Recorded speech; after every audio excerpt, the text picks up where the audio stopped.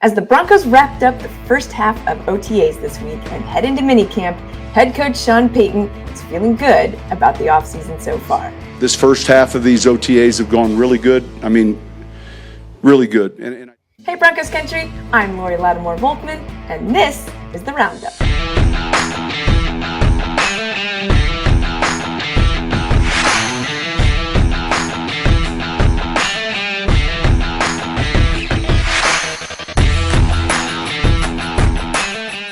No doubt this Broncos team has a long learning curve ahead of it, but so far head coach Sean Payton is excited about the young energy and loves this group. Good. And I told him that. I like the energy. I feel like we're younger, and you kind of feel that at practice. Not the least of reasons for optimism is seeing good things from quarterback Bo Nix. Rookie quarterback Bo Nix, that is. Payton has been careful not to hype one quarterback over the other, noting that each has been rotating with all the different groups, the 1s, 2s, and 3s, depending on the day. It just so happens that the media has been watching the days that Nix has been with the 1s. However, last week, Wilson was with the 1s, and still, he wasn't as impressive as Nix and Stidham have been so far. The coach noted he's also rotating in the guys at center who are vying for a starter position. Again, he said don't read into who's with whom. It's all just rotational. Rotating. I've told the coaches, and I think it's important for you all to know, man, don't read into any type of rotation now. I'm trying to get combinations of players. You know, the quarterbacks are rotating 1s, 2s, and 3s.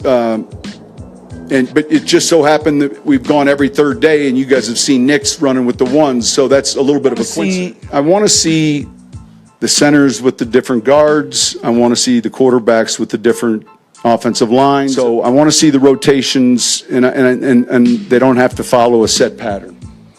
And it's important to tell the players that too. Payton has explained, of course, that the speed of the NFL takes a little getting used to, especially for Bo Nix. But he was still upbeat about where his rookie QB is this far in the process. I think that it's like you immediately begin to feel the speed difference and the reaction difference in the length, you know. And so what was open in college, those windows were bigger. Generally speaking, then, you know, you begin to adapt to the timing. One of the things that all of these guys get the ball out quick. And so holding on to the ball,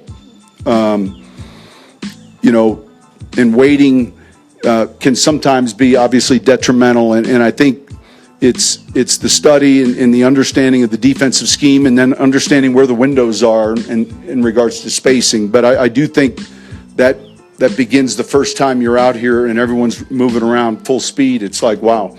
You know, the speed of your simulator just went up a little bit. And he even drew a few comparisons with former Saints quarterback Drew Brees. See what I did there? Mentally, there, you know, he wants to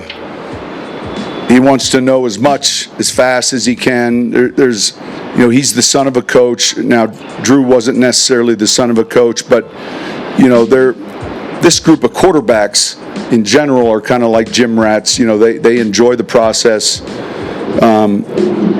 It's been a good room. I mean, it's you know, when you talk to Davis or Joe or myself, you know, it's these guys are doing well. They're pushing each other. There's maybe a maturity level because, you know, again, he's played 61 games, and when we got Drew, you know, it was off of his rookie contract, coming off an injury. So he locates the ball well. He's accurate, and I think Drew was. I think what Sean's referring to is just the how quick he's making these decisions right now, and you know, getting the ball out of his hands quickly. And that was a problem last year. That was a problem early on in the offense. Your speed of your decision-making is going to determine if a team blitzes you, if they don't blitz you. Route combinations, all those kind of things.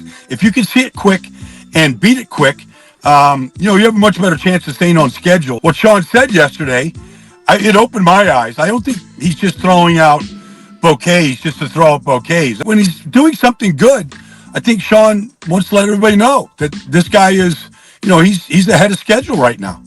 Despite Courtland Sutton deciding to sit out of OTAs in protest of getting a new contract, The wide receiver and head coach confirmed he will be there for mandatory minicamp. When I've been asked about Courtland, and I'm going to say this, man, I just know his work ethic. I know the player. I think he'll be here, yeah. It is mandatory after all. Speaking with DNVR this week, Sutton told the guys he plans to be there and he's excited about the new QB. Are you going to be at mandatory minicamp next week? I will be there. I will be there. You feel like you are that key piece to kind of help a rookie quarterback develop?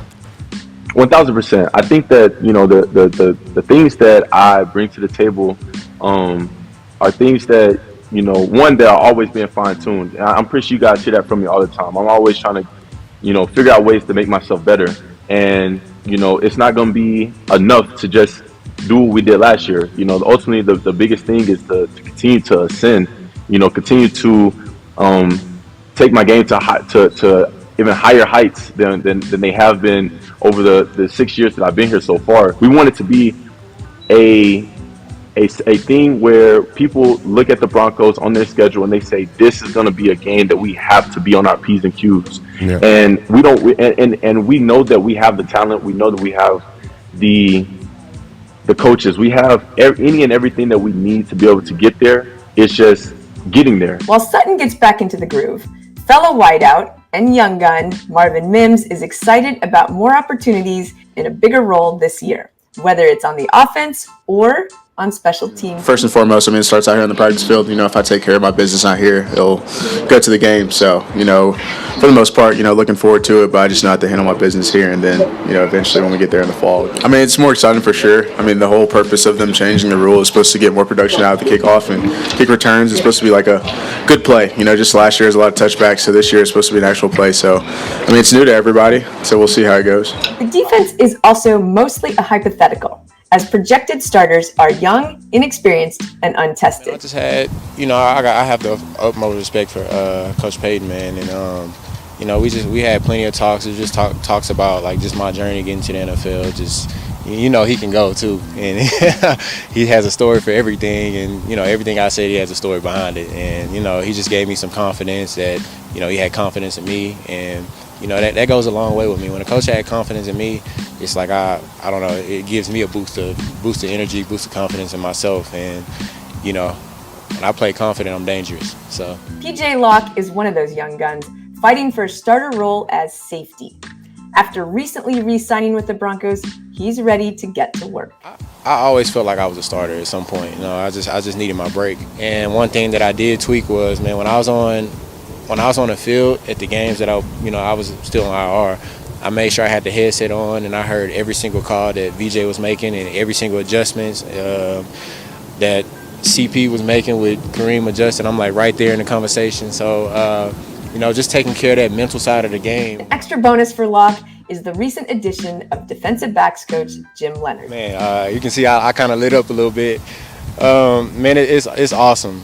Since he got here, I mean, I've been in constant communication with him about just different things I can work on, and it's just crazy, like the different things he brings to the table.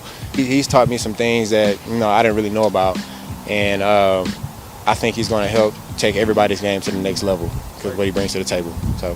The secondary is possibly the biggest question mark in the defense this year. How good the run defense can be is also of great intrigue.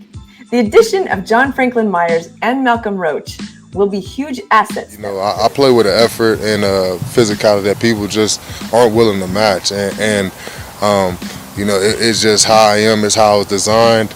And you know, the challenge is to, you know, come here and to continue to do that. And I'm going to do that because that's just how I'm built. So, shoot, again, it's, you know, getting with these guys, understanding strengths and weaknesses of the defense and what I can do to help that. And again, I just want to be a part of it. Yeah, Malcolm is a guy who I train with, so you know, just familiar with him. A guy who I have a lot of respect for in the run game and the pass game. So understand him and got a chance to go out there and, you know, line up next to him a few times and just trying to learn to play off each other, learn how you know, how he operates. But a guy who brings the energy, and you know, you got to be thankful for that. Thank you. As minicamp gets rolling Tuesday, Wednesday, and Thursday this week, Sean Payton noted that OTAs were a small but very important part of the foundation being laid. It's the beginning and start of building a foundation for what you want to accomplish next fall. And so, you know, the enthusiasm, the work in the weight room, the investment, all of it is important. So let the fun begin, Broncos country.